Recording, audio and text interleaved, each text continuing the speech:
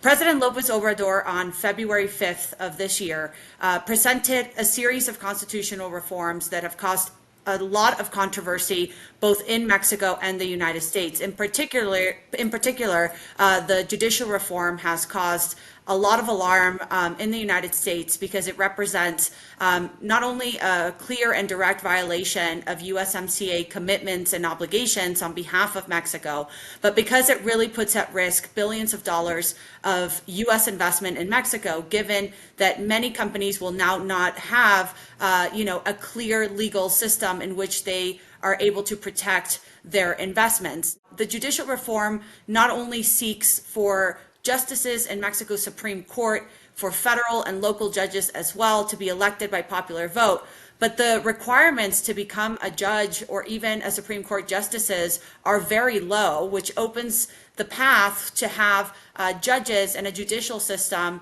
with members that are, not qualified for the job. The second real concern is that it opens the path to further influence from organized crime, who, as is, already play an important role in determining who the judges, at least at the local, municipal, and state level, are going to be in order to protect their interests. Now, if all judges are going to be elected by popular vote, the organized crime could really influence the election of these judges in particular states.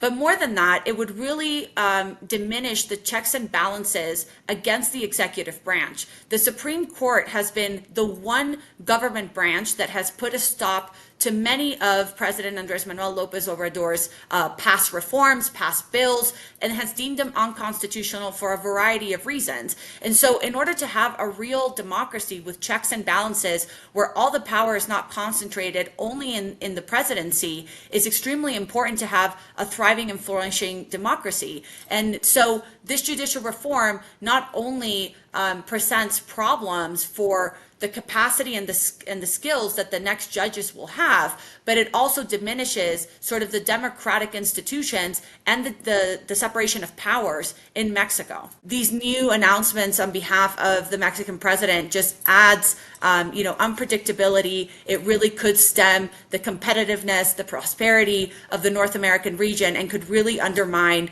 the USMCA in the very near future.